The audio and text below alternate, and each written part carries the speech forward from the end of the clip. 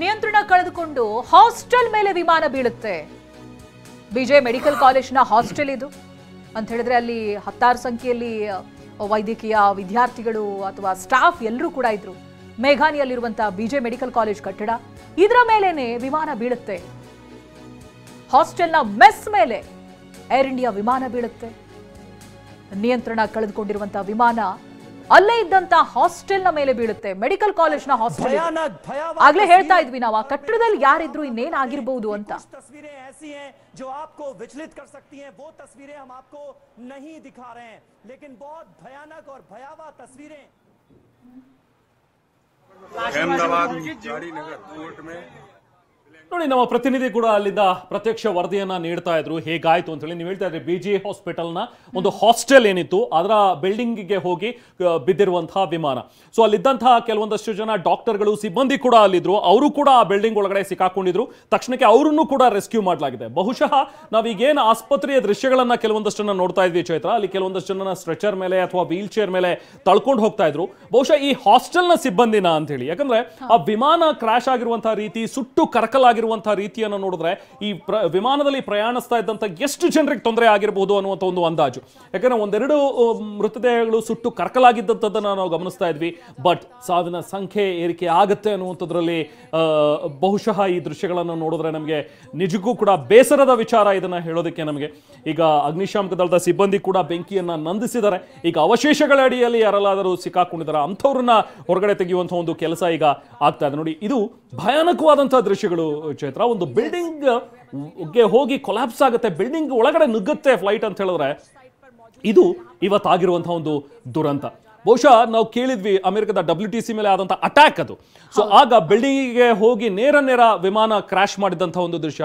So ಇವತ್ತು ನೋಡಿ, ಪಾಪ ಪೈಲಟ್ ಎಷ್ಟೇ ಪ್ರಯತ್ನ ಪಟ್ಟರು ಕೂಡ ನಿಯಂತ್ರಣ ಮಾಡೋದಕ್ಕೆ ಸಾಧ್ಯ ಆಗಿಲ್ಲ ವಿಮಾನವನ್ನ. ಅದು ಹೋಗಿ ಬಿಜಿ ಹಾಸ್ಪಿಟಲ್ನ ಹಾಸ್ಟೆಲ್ ಕಟ್ಟಡಕ್ಕೆ ಹೊಡೆದಿದೆ. ಈ ಒಂದು ಅನಾಹುತದಲ್ಲಿ ಸುಟ್ಟು ಕರಕಲಾಗಿದೆ. ನಾವು ಆವಾಗ ತೋರಿಸ್ತಾ ಇದ್ವಿ, ಅದು ಇಡೀ ಪ್ರದೇಶ ಸುಟ್ಟು ಹೋಗಿದೆ. ಎಸ್, ಬನ್ನಿ ಮತ್ತಷ್ಟು ಡೀಟೇಲ್ಸ್ ಪಡೆಯೋಣ. ನಾವು ಪ್ರತಿನಿಧಿ ಹರೀಶ್ ಈಗ ನಮ್ಮ ಜೊತೆಗೆ ಸಂಪರ್ಕದಲ್ಲಿದ್ದಾರೆ.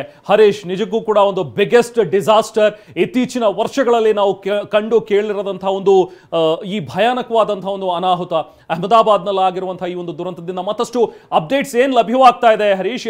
ರೈಟ್ ನೌ ಅಲ್ಲಿನ ಸಿಚುವೇಶನ್ ಏನು, ಅಲ್ಲಿ ಗಾಯಗೊಂಡಿರೋರ ಪರಿಸ್ಥಿತಿ ಏನಿದೆ? ಸೊ ಮತ್ತಷ್ಟು ಡೀಟೇಲ್ಸ್ ಏನು ಸಿಗ್ತಾ ಇದೆ ಹರೀಶ್? ಹೌದು ರೆಹಮಾನ್, ಅಹಮದಾಬಾದ್ನ ಏರ್ಪೋರ್ಟ್ನ ಪಕ್ಕದ ಏರಿಯಾದಲ್ಲಿ ಮೇಘನಿ ನಗರ ಅನ್ನುವಂಥದ್ದು ಏನಿದೆ, ಇಲ್ಲಿ ವಿಮಾನ ಪತನ ಆಗಿರುವಂತಹದ್ದು. ಒಂದು ನಿಮಿಷ ಹರೀಶ್, ನಾ ಮಾತಾಡ್ತೀನಿ. ಅಲ್ಲಿನ ಪೊಲೀಸ್ ಅಧಿಕಾರಿಯೊಬ್ರು ಮಾತಾಡ್ತಾ ಇದ್ರು.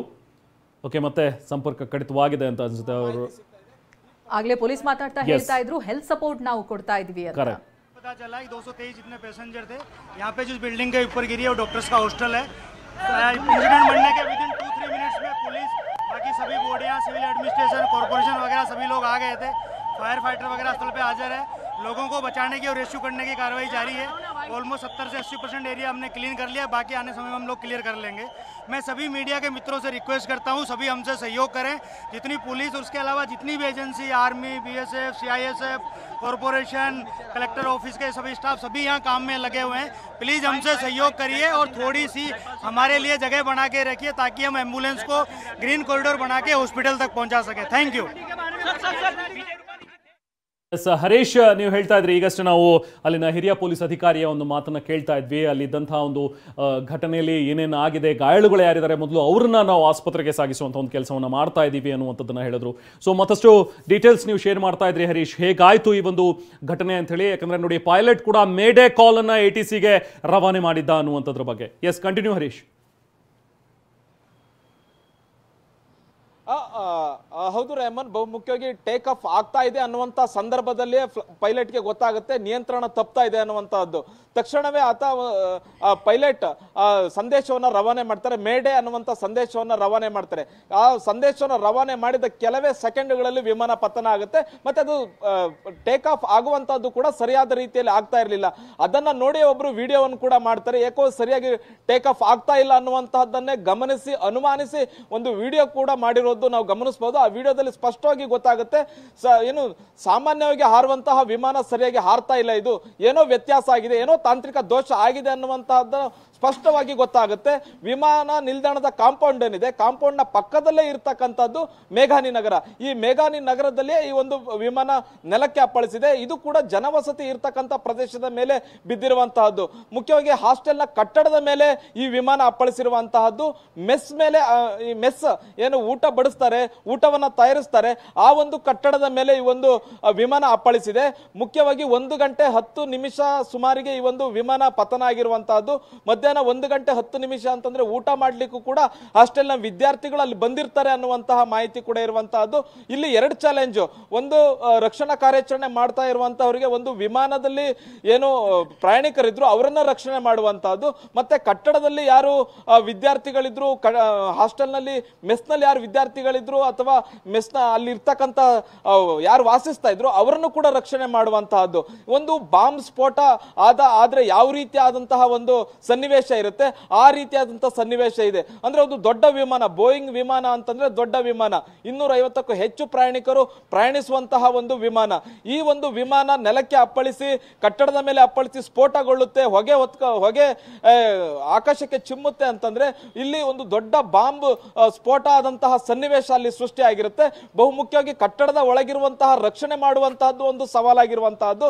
ಏನು ಸ್ಥಳೀಯ ಆಸ್ಪತ್ರೆಗೆ ಏನು ದಾಖಲಿಸಲಾಗಿದೆ, ಚಿಕಿತ್ಸೆಯನ್ನ ಕೊಡಲಾಗ್ತಿದೆ, ಅದು ಕಟ್ಟಡದ ಒಳಗಿರ್ತಕ್ಕಂಥವರನ್ನ ರಕ್ಷಣೆ ಮಾಡಿ, ಅವರು ಕೂಡ ಸುಟ್ಟ ಗಾಯಗಳಿಂದ ನರಳುತ್ತಾ ಇದ್ದಾರೆ. ಕಟ್ಟಡ ಮೇಲೆ ಬಿದ್ದಿರುತ್ತೆ, ದೇಹಗಳ ಮೇಲೆ ಬಿದ್ದಿರುತ್ತೆ, ಅವೆಲ್ಲವನ್ನು ಕೂಡ ಈಗ ಗಾಯಗೊಂಡಿದ್ದಂತವರನ್ನ ಸ್ಥಳೀಯ ಆಸ್ಪತ್ರೆಗೆ ದಾಖಲಿಸಿ ಚಿಕಿತ್ಸೆನ ಕೊಡಲಾಗ್ತದೆ. ಇನ್ನೊಂದು ಸವಾಲು ಏನು ಅಂತಂದ್ರೆ ವಿಮಾನ ಹತ್ತಿ ಉರಿತಾ ಇದೆ. ವಿಮಾನವನ್ನ ಹತ್ತಿ ಉರಿತಾ ಇರತಕ್ಕಂಥ ವಿಮಾನವನ್ನ ಬೆಂಕಿಯನ್ನ ನಂದಿಸಬೇಕಾಗುತ್ತೆ. ಬೆಂಕಿಯನ್ನ ನಂದಿಸಿ ನಂತರ ಅಲ್ಲಿ ಸಿಲುಕಿಕೊಂಡಿದ್ದವರನ್ನ ರವಾನಿಸಬೇಕಾಗುತ್ತೆ, ಅವರನ್ನ ರಕ್ಷಣೆಯನ್ನ ಮಾಡಬೇಕಾಗುತ್ತೆ. NDRF ತಂಡ ಆಗಮಿಸಿದೆ, ಸ್ಥಳೀಯ SDRF ತಂಡ ಕೂಡ ಆಗಮಿಸಿರುವಂತಹದ್ದು.